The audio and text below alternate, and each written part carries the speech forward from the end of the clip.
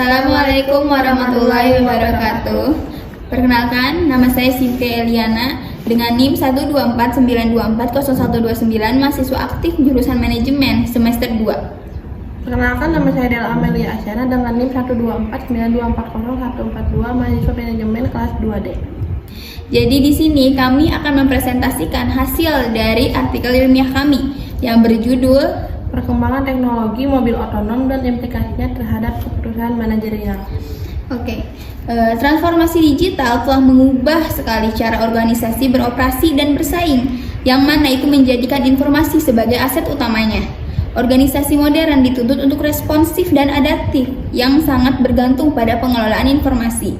Pekerja pengetahuan dan modal intelektual menjadi kunci keunggulan kompetitif. Teknologi informasi meruntuhkan hambatan komunikasi, mendukung kolaborasi lintas lokasi, dan mempercepat pengambilan keputusan, serta dapat membentuk struktur-struktur organisasi yang lebih datar. Nah, TI juga mendorong pertumbuhan e-commerce dan m-commerce, yang mana itu menjadikan teknologi sebagai keharusan strategi. Informasi yang berguna harus memenuhi kriteria seperti tepat waktu, berkualitas, lengkap, relevan, dan mudah dipahami. Nah, organisasi ini membutuhkan informasi dari internal dan eksternal untuk mendukung operasi dan hubungan dengan pemangku kepentingan. Pengambilan keputusan adalah inti daripada manajemen, tergantung pada kondisi kepastian, resiko, dan ketidakpastian. Proses ini memerlukan informasi yang akurat dan manajer dapat bersifat reaktif dan proaktif terhadap masalah. Artikel ini akan membahas peran integritas TI, sistem informasi dan manajemen pengetahuan dalam mendukung pengambilan keputusan, serta bagaimana sih pentingnya mengatasi bias dan membangun budaya pembelajaran yang berkelanjutan.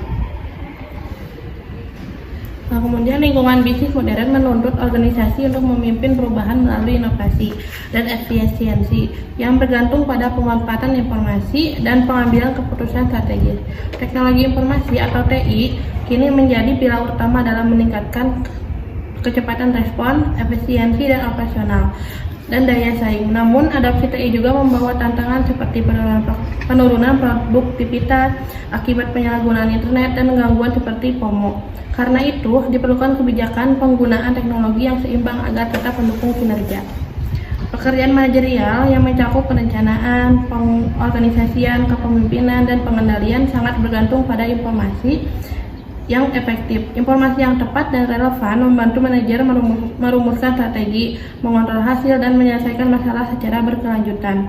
Maka informasi bukan hanya data, melainkan fondasi utama bagi keberhasilan manajerial dan pencapaian tujuan organisasi. Yang akan kita bahas pertama kali adalah teknologi informasi dan dampaknya. Nah, seperti yang kita ketahui, teknologi informasi telah menjadi kekuatan pendorong dalam rekonstruksi organisasi. TI, yaitu teknologi informasi, memungkinkan terciptanya kantor virtual, di mana telekomunikator dapat bekerja dari lokasi manapun, didukung oleh stasiun kerja cerdas yang memfasilitasi operasi suara, gambar, teks, dan data yang canggih. Ada juga sistem pesan suara, akses basis data yang mudah, serta komunikasi elektronik seperti email, konferensi komputer, video conferencing yaitu Zoom, dan lain-lain. Yang mana semua ini berkontribusi pada lingkungan kerja yang lebih efisien dan responsif. Nah, adanya teknologi seperti pesan instan, peer-to-peer file sharing juga mempercepat kolaborasi dan pertukaran informasi antar pekerja, yang mana ini sangat penting untuk kecepatan pengambilan keputusan. Nah, kemudian ada informasi dan sistem informasi. Data adalah nilai terukur atau observasi yang ketika dikumpulkan dan diorganisasi melalui sistem informasi menjadi bermakna sebagai informasi yang berguna untuk pengambilan keputusan. Sistem informasi manajemen atau bisa disebut dengan MIS dirancang untuk mengumpulkan, mengorganisir, menyimpan, dan mendistribusikan data untuk memenuhi kebutuhan informasi manajer. Sistem pendukung perusahaan atau DSS kemungkinan interaksi langsung pengguna dengan komputer untuk menganalisis data guna memecahkan masalah kompleks dan tidak terstruktur. Lebih lanjut, sistem pendukung keputusan kelompok atau GBSS menggunakan groupware untuk memfasilitasi upaya kelompok dalam menyelesaikan masalah, memungkinkan kolaborasi jarak jauh tanpa pertemuan tatap muka. Kemudian ada proses pengambilan keputusan manajerial. Nah, proses pengambilan keputusan melibatkan ada 5 langkah penting di sini. Yang pertama ada mengidentifikasi dan mendefinisikan masalah. Kemudian ada menghasilkan dan mengevaluasi solusi alternatif. Yang ketiga adalah memilih solusi yang disukai dan melakukan cek etika ganda. Kemudian yang keempat ada mengimplementasikan solusi. Yang kelima ada mengevaluasi hasil. Yang mana ini penting untuk menghindari kesalahan pada langkah pertama seperti mendefinisikan masalah, kemudian berfokus pada gejala daripada penyebab, dan memilih masalah yang salah untuk ditangani. Itu kesalahan yang sering kali muncul dalam proses pengambilan keputusan. Kemudian evaluasi alternatif sering melibatkan analisis biaya atau manfaat dengan mempertimbangkan manfaat, biaya, ketepatan waktu, penerimaan, dan etika solusi itu sendiri. Yang mana itu sangat penting dalam proses pengambilan keputusan. Dan yang keempat ada model dan bias pengambilan keputusan.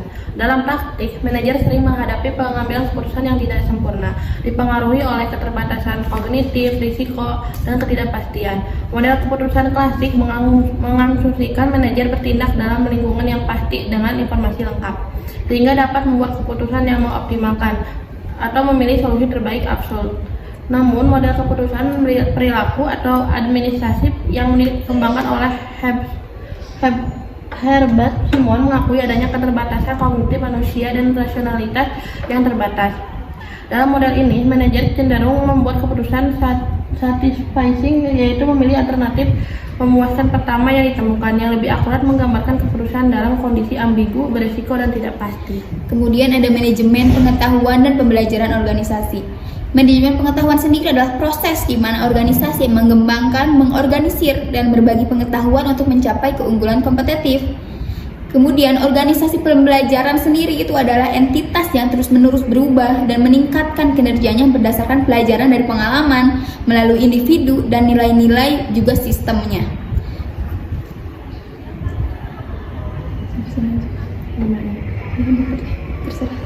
Penggunaan internet di tempat kerja juga memiliki dampak negatif terhadap produktivitas dan dapat menimbulkan masalah hukum, terutama jika tidak dikelola dengan kebijakan yang tepat. Dalam manajemen krisis, manajer cenderung menyempitkan akses informasi yang justru memperburuk situasi. Karena itu, pendekatan kolaboratif dan terbuka sangat penting. Yang mana itu adalah penelitian terdahulu. Kemudian ada gap nih antara penelitian terdahulu dan sekarang. Meskipun penelitian terdahulu telah mengidentifikasi berbagai tantangan dan peluang terkait teknologi, informasi, dan pengambilan keputusan di berbagai konteks, mulai dari adopsi teknologi baru hingga pengelolaan informasi internal maupun eksternal. Celah ini terletak pada kurangnya kerangka kerja terintegrasi yang secara holistik menunjukkan bagaimana organisasi dapat secara strategis menyatukan penggunaan teknologi informasi, sistem informasi yang efektif, proses pengambilan keputusan dalam mengatasi bias perilaku, dan bagaimana praktek manajemen pengetahuan yang berkelanjutan untuk mencapai keunggulan kompetitif yang komprehensif dan adaptabilitas.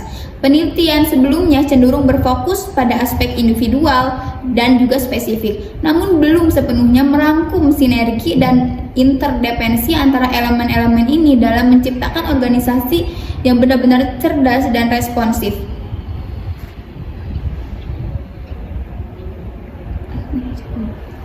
Adapun metode penelitian ini bersifat konseptual dan tidak menggunakan data empiris. Fokus utama adalah pada sintesis teori dan konsep yang relevan dari sumber-sumber yang dipublikasikan.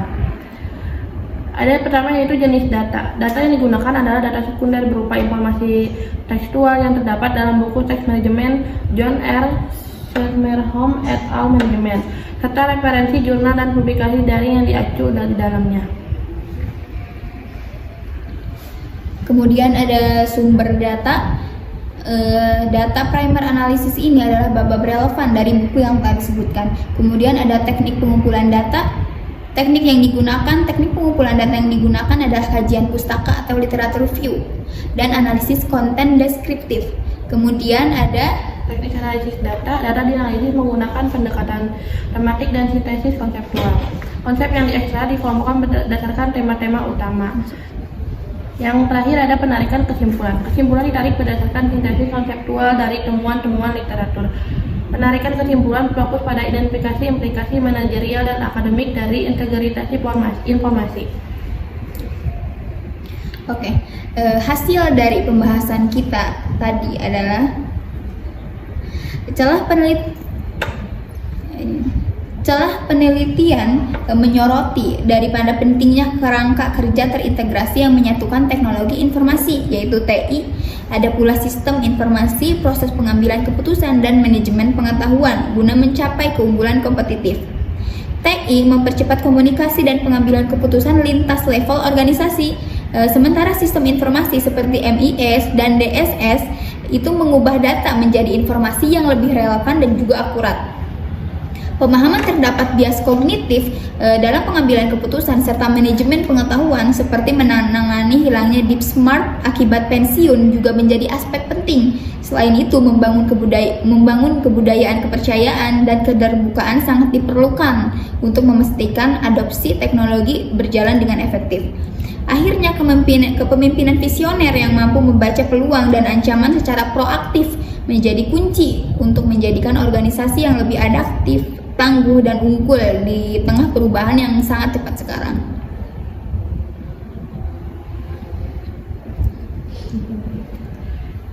Dan kemudian kesimpulan dan implikasi. Pengambilan keputusan yang efektif saat ini membutuhkan integrasi antara teknologi informasi, sistem informasi, proses keputusan yang terstruktur, dan manajemen pengetahuan. Organisasi tidak bisa lagi melihat elemen-elemen ini secara terpisah jika ingin meraih keunggulan kompetitif.